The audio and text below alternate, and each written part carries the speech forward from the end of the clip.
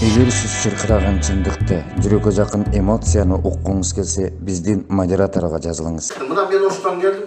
Уруксат берсеңиз бир трибунага чыгып айтып берсем. Жок, ошондон айта бериңиз. Ошондон жакшы болот. Рахмат. Мына Жалалаттан келген аябай жакшы айтты да. Сиз дагы жакшы айттыңыз. Бул буга чейинки сүйлөгөн эксперттер, баардык катышуучулар, мына карындаштарыбыз дагы жакшы сөздөрдү айтты.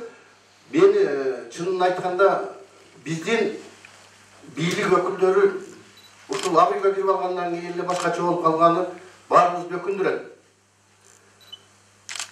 Бүгүн чакырган экенсиздер, келип катышып, өздөрүнүн кемчилдиги, бул жерден эч кимиңиздер бир бийлик сурап, же болбосо Бишкек шаарынын мэрин сурап, таможняны сурап, погранды сурап, ушу кызматты бер деп келген жоксуздар да. Ушул Кыргызстандагы болуп жаткан кыймыл-аракеттерди айтайлы, акыл айтайлы, бул жолго барба, бул жолго бар. Улам революция боло бербесин деген ойда келдиңиздер го дейм да. Мамлекетибиздин бүтүндүгүн сактап, ушундай мындан кийин балдарыбыз өлбөсүн, балам ой деп ата-энелерибиз өкүрбөсүн деп. Мисалы жана кызым атам каза болду деди. Мен чыкпаган жеринен тер чыкты чынын айтканда. Мына Рамазан айларынын улуу күндөрү отурабыз. Ошол март окуясында 7 апрелде 5 октябрда каза болгон ошо балдарды, ушул төңкөрүштү жасаган балдарды таптаган элибизге рахмат, ошолор төрөгөн ата-энелерине рахматты айтып коеюн мен Ош шаарынын жарандарынын атынан. Эми урматтуу ушул жыйындын катышуучулары, алыстан атартып келдим, ашып анча-мынча эме болсо кечиресиздер. Бул жерде 6 президентибиз турат. 6 президенттин экөөүн Роза Тумаева менен Садыр Жапаров жумуш баштагандан 1 ай 2 ай болду. 4 президенттин учурунда камалыптырмын. 4 президенттин 3 президенттен убагында чыгып акталып, кайрадан Ош областык ички иштер башкармалыгын жетектедим. Эми азыр Ош окуясы боюнча жакшы сөздөрдү айттыңыздар. Кайра убактылуу өкмөткө Камчы Кыдыршаевге тапшырма берди. Убактылуу өкмөттүн кыймыл-аракетине баа берсин деп. Мен баа берилбесин деп айтпайм. Бизди ата-энебиз таптаган, малыбыз короо келбей калса, биз таап келбесек үйүбүзгө киргизчү эмес. Бул жерде жүздөгөн жарандарыбыз каза болду. Миңдеген балдарыбыз, кыздарыбыз майып болду. Балдарынан ажыраган жүздөгөн жарандарыбыз азыркы күнгө чейин балдарынын кыздарыны кайда экенин билбей, безвестий пропавший дегендей, алардын күйүтүн көтөрө албай мына арадан 11 жыл болду. Алар дагы миңдеген адамдарыбыз каза болуп кетти тууралап. Бул иним аябай жакшы айтты. Бул граница кошуналар менен суу маселеси боюнча, жана башка маселелер боюнча кошуналар менен биз өтө сый болушубуз керек. Бекем болушубуз керек. Бул шашылыш чечкен, баягы орустарда да жакшы макал бар го, жетелче биргес деп. Шашылган бу чечимдер жакшылыкка алып барбайт да. Анан Курманбек Сарыевичке мына жана келгенде бир эмени жазып менен ошону окуп берейин. Кичине убакытты кошуп берсеңиздер, сиз мына бийликтин өкүлдөрү эсебинен укматка алып барчу. Менин айткан сөздөрүмдү укпай кетти бакийип, жетим жесир көз жашын төгүп кетти бакийип. Менден силерге эстелик деп медал менен наамдарды берип кетти бакийип. Элди укпа, мына бизди ук деген Үсен Сыдыков, Нурулуу Доспол сыяктуу ач көздөргө алданып кетти бакийип. Кыргыз элин баатырларын кырып кетти бакийип.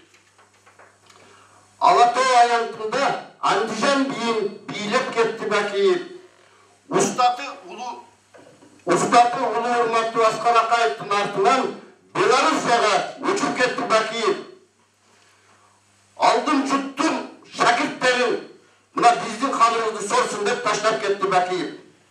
Эми ушудан Бакиевдин иштегендери билесиздер. Бакиев иштеген мезгилде эле 70ге жакын заказной убийство болду. Башкаларын айтпай эле коелу. Бүтүн Кыргыздын белгилүү балдарын чаап кеткен. Акыркы эле болгон оор кылмыштары бул Садыркулов, Медет Чоканов деген эң таза, билимдүү бир инсанды өлтүрүп, ДТП болду деп туруп, тиги Коташа калып барып жардам учуру Bunu barыңızдар bilesizler. Анан буларды мактаган массалык маалымат каражаттары болуп атат, келип тойлордо жүрүшүп атат. Буларга биз жол бербешибиз керек. Булар биздин тарыхты кан менен жазып кеткендер. Ал эми урматтуу катышуучулар, мен Аскар Акаевдин кетеринде Аскар Акаевдин портретин аркама атка байлап кетиң деп Ош шаарына айланып, şu elдің болдоосу менен şu Аскар Акаевди сиздер менен бирге кетирип, жаңы Кыргызстан болсун деп мына Бакиевди алып келдик. Бакиевдин тарыхын барыңыздар билесиздер. Андан кийин Роза Тумбаева эжеңиз азыр иштеди. Алмаз Шаршеновичке өтө берсем. Алмаз Шаршенович өзү айткандай, бул тарыхта, бул жашоомдо жана башка саясатчылар айтып атат. Эң менин катам Кыргыз элине иштеген, жасаган жумушум бул ага Ийни Жээнбековдорду ушундай кызматка 0,3%тен ушул даражага жеткизгендигим кечиргиле мени деди. Туура айтамбы? Ошондуктан Алмаз Шаршеновичти мен Ошто şu Жээнбековдор менен бирге болсоңуз, кетиңиз деп сүрөтүн өттөгөнмүн. Кетиңиз деп. Ошондо мен уккан эмес. Булар Алмаз Шаршенович молдо башчыларга барып башын айлантып, bir кандайдыр bir зависимый кылып алганда, бүтүн Алмаз Шаршеновичтин жарыгы Ийни Жээнбековдорго тийди. Мына азыркы президентибиз Садыр Жапаров, мына өзү специалисттерди жиберип, кесиби жакшы адамдарды жиберип, акыркы мына муктиятта болуп аткан 2 миллионго жакын долларды bir партия алып алды деп бул мына Садыр Жапаров президентибиз айтып атат. Бул миллиондор кайсы партияга кетти? Сөзсүз турда бул талашсыз Биримдик партиясына кетти. Эмне үчүн биз айта албайбыз? Ушул жеринен эмне үчүн бардыгын Садыр Жапаров айта бериш керек. Күч органдары айтпайбы? Буну Биримдик партияга Асылбек Жээнбеков алыптыр деп. Мына Асылбек Жээнбековго акча топтогондор Эсенбунун жарымын толтурду. Бая Камчы Ташиев айтып атат. 70 орун бар деп. Ошонун 60-ын Абылгазиев баш болуп толтуруп отурушат. Анан Алмаз Шаршеновичти кемчилдигин айттым. Эми сындаган Алмаз Шаршенович эмес, шофердин бардыгын аркасын жишип жүргөн мезгилде Алмаз Шаршеновичке мен туура жолу айтканымда бул кишилер менен жүрбөгүлө деп. Эми ал кишинин жакшы жактарын да айтып коем.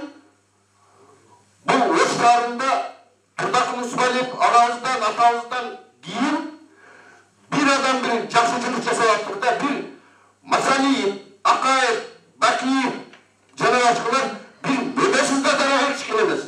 Алмаз Шаршенович 5 жыл иштеп, талапка жооп бере турган касиеттүү биздин Акбарат бөлүгүбүзгө, дайрабызга 5 көпүрө салды. Мына мен алпайсам мен Жалал атты билем, ары бери өтүп көрүп атса керек. Бул деген Лөнүмана деген бар биздин шаарчабыз. Ал жерде bir көпүрө, стадионго bir көпүрө салды. Юго-Востокто bir көпүрө салды. Озгурга bir көпүрө салды. Ушинтип 5 көпүрө салды. Рахмат, Алла разы болсун. Элге кызмат кылды. Эгерде ушу көпүрөлөр мурун салынганда, ошол акыясы болмок эмес. Жээнбековдор тууралуу айтсам, Жээнбековдордун жасаган оор кылмыштарын бул айтып түгөтө албайсың да. Бая Манас айткандай көзүн тиге алып туруп, bir жума айтыш керек. Bir жумада да кылбайт. Ошол окуясына бала беребиз деп мына Садыр Кожоев менен Камчы Ташиев айтып атат. Ошол окуяны деле баштасам, текшерип баштасам, урматтуу массалык маалымат каражаттарынын өкүлдөрү, силер ушуну туура жазып койсоңуздар, келечекте сиздердин ушу калемиңиздерден, сиздер жыйнагандай материалдардан Кыргыз тарыхы жазылат. Ошол окуясы болорго чейин Кадыржан Батыров деген жанагы өмүр бою эркинен ажыратылып, өлдү деп бир справка алып келип, делосын кыскартышты.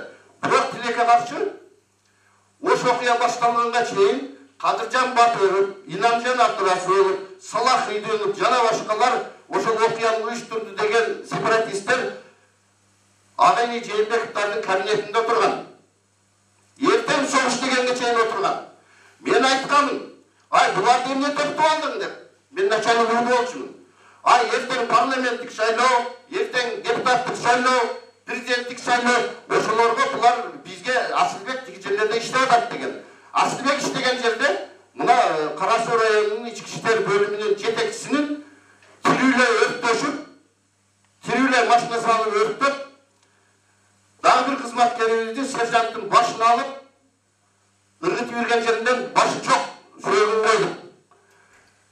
полковник милиция Абдул Карабаев деген жигитибизди болсо мундун мешөгүнө жарым мешок сөөгүн шыпырып туруп алып келип көндүк. Андан тышкары жүздөгөн жарандарыбыздын сөөгдөрү 40 градус ысык мезгилде сасып кетти. Ошолордун баарын биз жыйнадык.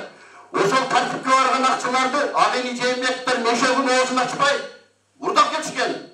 Мен ошону адилеттүү айткандыгым үчүн мени оозун жабабыз деп өлтүргөнгө чейин барып 4 жыл түрмөдө камап отурушту. Мына Алла Таалага адилеттүү бар экен.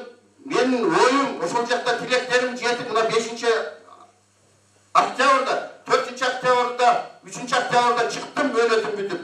4 октябрда шайлоо болду. 5 октябрда элиме рахмат, элим өкүм чыгарып, Жээнбековдорду бууду. Мен Садыр Нургожоевичке деле айтып келем. Азыр жакында бир жума болду. Асылбек Сооронбай Жээнбековдор миңдеген Ош Жалал Абад Баткендин элин жыйнап, бизге каршы иш козгоп, bir çara göre turgan bolsa, bizi korgoysuzlar dep, tabактарды тартып, айда акча, сый тамак уюштурушtu, ошто. Булар азыркы бийликти коркутабыз деп атабыз, ушундай ойлор менен, булар менен жүрүшөт. Андан тышкары Асылбек Сооронбайлар азыркы күнгө чейин булар жарым жартылай паша болуп атат. Падыша болуп атат. Садыр Нургожоевич иштеп аткан жери жок. Кандайдыр жолдор менен, болболор менен очун буну дагы Алмаз Шаршенович сыяктуу бир кырдаалга туруп барат. Мен адилеттик үчүн айтып коеюн. Азыркы мезгилде жогорку соттун төрайымы Нургүл Бакирова деген Асылбектин менчик судьясын алып келип, жогорку соттун судьясы кылды. Каракылжалык кыз. Бул министр финансы деп дагы бир каракылжалык өзүнүн инисин, жердешин Улукбек Карымшак деген жигитти алып келип койду. Азыркы бийликтин учурунда. Бул Садыр Нургожоевичке жакшылык алып барбайт. Бул наразычылыкты күчөткөндөн дагы күчөтөт. Мага чейинки айткандай бул наразычылык дагы күчөйө бериши мүмкүн. Рахмат, жыйынтыктагы сөзүңүздү. Андан кийин мына эки президентке айтып коеюн, качып кетип миллиардтарды алып барып, бирөө Белоруссияда заводдорду иштетип атат, бирөө гостиница бизнес иштеп жүргөн Курманбек Сарыевичтер. Мына пандемия учурунда билесиздер, биздин бийлик Сооронбай Жээнбеков койташ согушчу болуп, ошол жак менен алек болгондо пандемиядан кайтып дүйнө жүзү күрөшүп атканда биздин Россиядан келаткан эмгек майданында жүргөн балдарыбыз, кыздарыбыз, кошуналар бизди адам катары санабай алгандыктан, мамлекет катары эсептешпегендиктен, биздин ошол жакта балдарыбыз, кыздарыбыз ачык асман алдында айлап жатышты. А Сооронбай Жээнбеков болсо Койташ айыл өкмөтү менен согушту 3 жыл. Биздин балдарыбыздын, эмгек мигранттарыбыздын өлүгү күндө 14-100 келип атат Россия, Казакстандан. Пандемия убагында, же болбосо башка оор кырдаал убагында урдап кеткен акчаларынан акайып бакийип бир тыйын ушул элге бир жардам деп берип койбоду. Өкүндүрөт, биздин пешенебизге ушундай ач көздөр, тойбоштор келгендигине. Эми ушул учурдан пайдаланып айтат элем, биздин мамлекетибизге келечекте бир жакшы адамдар келсин, мамлекетибиз оңолсун, тең ата бололу. Алмаз Шаршеновичке бир жагы жакшы жактары кошуна мамлекеттин президенттери менен тең ата сүйлөшөт эле. Мен мына түрмөдөн чыккандан бери жакында көрүп алып келдим, 2-3 күн болду. Бош тери айында баратсам, башка мамлекетте бараткандай элестеттим. Түшүп карадым. Ал жерге Газпром деген ишкана чоң спорт комплекс куруптур. Ипподромдо болсо, мен ат кыярмандары, ат спортун кыярмандары катары айтайын. Ипподромду дүйнөдөгү эң кооз ипподромдордо салыптыр.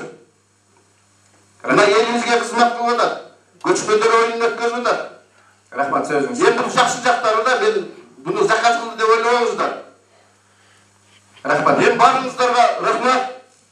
Ийгилик келгениңиздерге, şu жакшылыкта кезигели уюштурганыңызга чоң рахмат. Биз Kırgız memleketinin bütünlüğü için yaşa oturmuş aldığa жылынıp, baldarınız gelecekte ata-babalarınız kaltırgan yerlerge tatlıklı yaşa için güreşkönge 24 saat atımız tokulur.